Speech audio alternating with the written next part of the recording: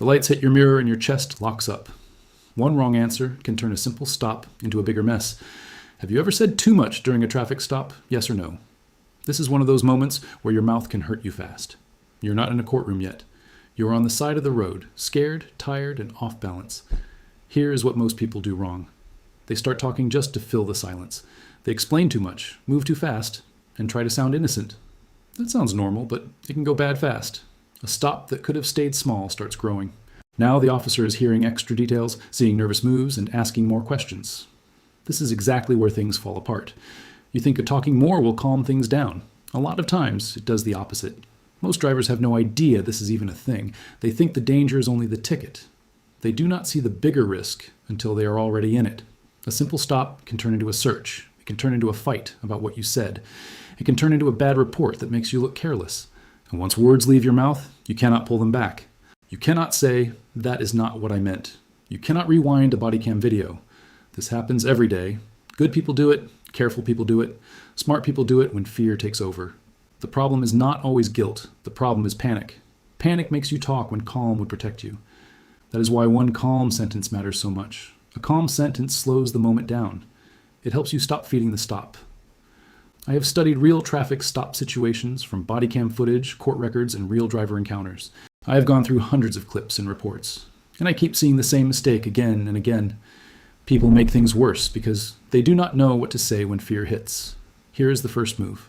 Call it the still hands line. This one matters before you explain anything, before you reach for anything, and before the stop starts feeling tense. The problem this solves is simple. Most drivers move too soon. They start digging for papers because they want to look helpful. But fast hands do not look helpful on a dark roadside. They can look suspicious. They can look dangerous, even when you are doing nothing wrong. That is how a normal stop gets a bad tone right away. The officer walks up already worried. Your fast movement feeds that worry. Say exactly this. "Officer, my hands are on the wheel." Then keep them there where they can be seen. If it is dark, turn on the inside light if you can do it calmly. This phrase works because it sends one clear message. You are not hiding anything. You are not making sudden moves. It also helps your own brain slow down. When you say those words, you're giving yourself a simple job. Hands still. Voice calm. No panic. Tactically, this matters more than most people know. A traffic stop starts with safety. If the officer feels less danger, the whole stop can stay calmer. You're also keeping control of your body. That sounds small, but it is huge. Your body usually panics before your mind catches up. A lot of drivers want to prove they are cooperative right away. So they lean, twist, reach, and talk all at once. That can look bad in seconds. Do not do that. Do not start searching your glove box before being asked. Do not drop your eyes into your lap and start digging. If your papers are in the console, the glove box, or your bag, wait. Let the officer ask first. Then tell them where the item is before you move. This line makes you sound calm without sounding weak. You're not arguing. You're not begging. You're showing control. And control changes everything. A calm driver often gets treated very differently than a frantic one. The facts may stay the same, but the tone can change. Think about how many stops go bad from bad energy. A fast reach, a shaky voice, a driver blurting out excuses before the officer even speaks. This one line helps stop that spiral early. It creates a pause, and that pause can save you from a very bad first impression. If you do nothing else from this video, remember this.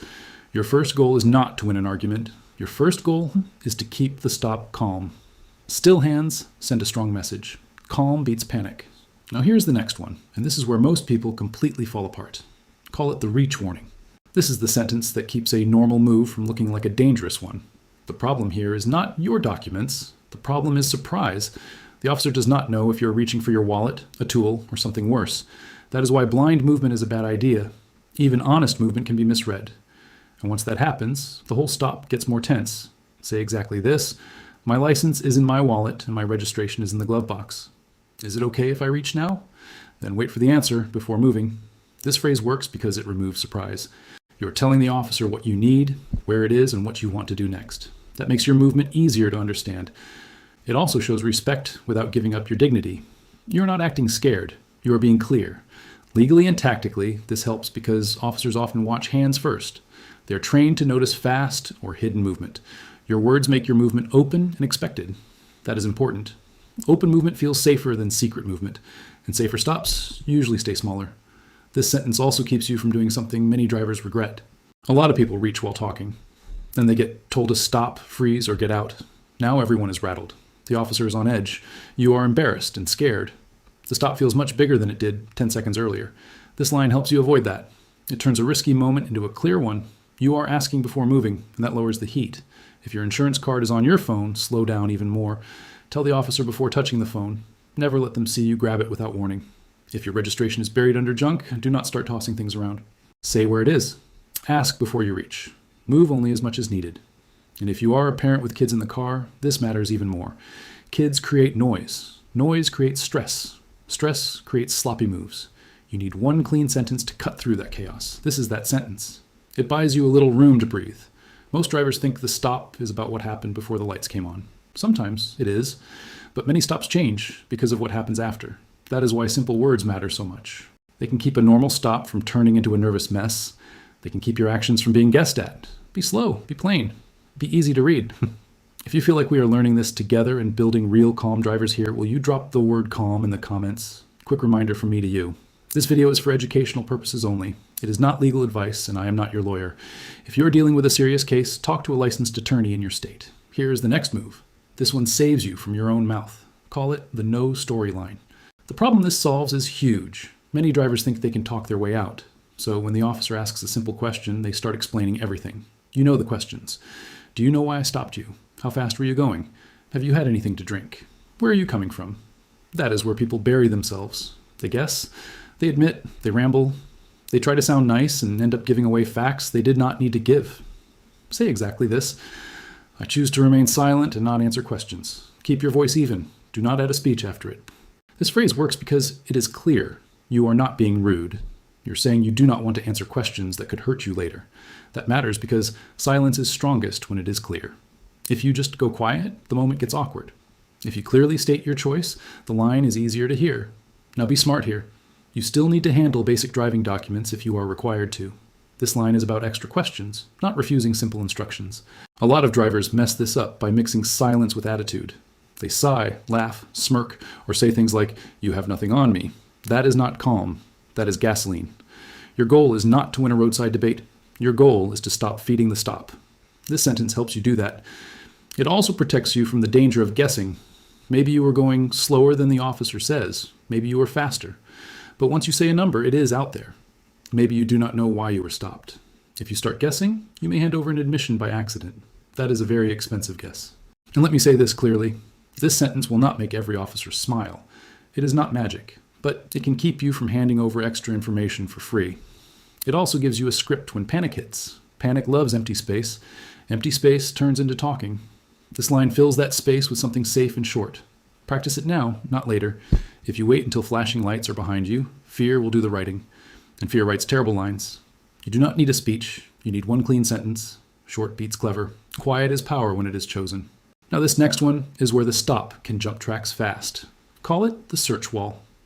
If you only remember one legal phrase, make it this one. The problem it solves is simple and brutal. Officers sometimes ask for permission to search in a casual way. They may make it sound small, quick, or harmless. Mind if I take a look? You do not have anything illegal, right? It will just take a second.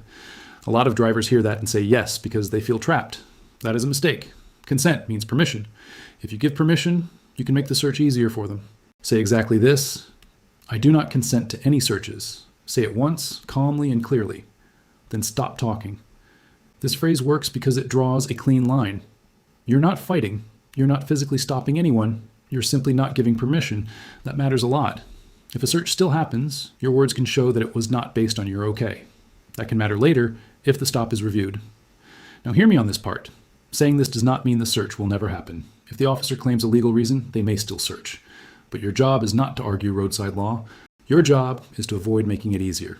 Your job is to avoid saying yes out of fear. This sentence helps you do both. Do not try to sound cute here. Do not say, "I guess so."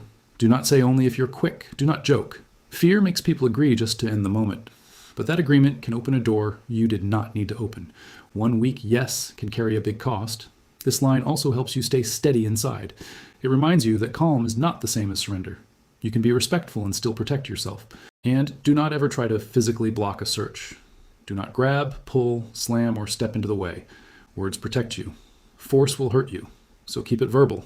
Keep it brief. Keep it clean. If the officer moves forward anyway, let the camera and the record show your words. You are not being difficult by saying this. You are being careful. Big difference. Most drivers never learn that difference. They think calm means saying yes to everything. It does not. Calm means knowing where to draw the line without losing control. That is real strength on the roadside. Soft voice. Clear boundary. Clear words protect hard. If there is someone in your life who drives every day and needs this, will you share this video with them right now? Do not wait for a bad stop to teach them the hard way. Here is the last move. This one tells you when to stop talking and go. Call it the exit question. The problem this solves shows up at the end. A lot of drivers keep talking after the stop is basically over. They ask extra questions, argue the ticket, or start explaining again. That is dangerous because the longer the stop stays open, the more room there is for trouble. More time means more questions. More questions mean more chances to make it worse. Say exactly this. Officer, am I free to leave? Ask it in a normal voice, then wait for the answer. This phrase works because it forces the moment to get clear. Either the stop is done or it is not. You do not have to guess. That matters more than people think. Many drivers stay trapped in nervous small talk because they do not know if they can go, so they keep speaking when silence would be better. If the answer is yes, leave calmly. Do not celebrate. Do not mutter something under your breath. Do not spin tires and make a fresh problem. If the answer is no, then you know the stop is still active.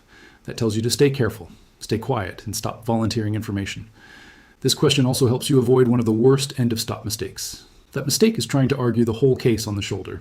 The roadside is not the place. You do not win by giving your closing argument beside traffic. You win by getting through the stop without adding damage. Then you deal with the ticket the smart way later. That is the real power here. This question turns confusion into structure. It gives the end of the stop a clean edge. And if you're a person who freezes under stress, this line is gold. You do not need to read the moment perfectly. You just need one steady question. That question brings you back to control, not total control, but enough control to stop the bleeding. Remember, your goal is not to impress the officer. Your goal is not to sound clever. Your goal is to leave without talking yourself deeper into trouble. So when your documents come back, when the words seem to slow down, when the stop feels like it might be ending, use the line. Ask the question. Short, calm, direct. Then listen. That is how smart drivers close the moment, not with a speech, with clarity. Know when the stop ends and stop feeding it. So let's lock this in. First, you learn to keep your hands visible and say they are on the wheel because the safest first move is being easy to read. Second, you learn to warn before you reach for anything because surprise is what turns a normal document grab into a tense moment. Third, you learn to stop the noose of small talk by clearly saying you choose silence for questions. And you now know something that most drivers will never know. Fourth, you learn to refuse permission for a search in one clean sentence because calm does not mean giving away your ground. Fifth, you learn to ask if you are free to leave because you are not helpless in that situation anymore, and now you have real lines for the start, middle, and end of a stop. Here's your challenge. Pick one of these lines tonight and memorize it before you need it. And if you ever use one during a stop, come back and tell me what happened in the comments. Stay calm, know your rights, and do not talk yourself into trouble.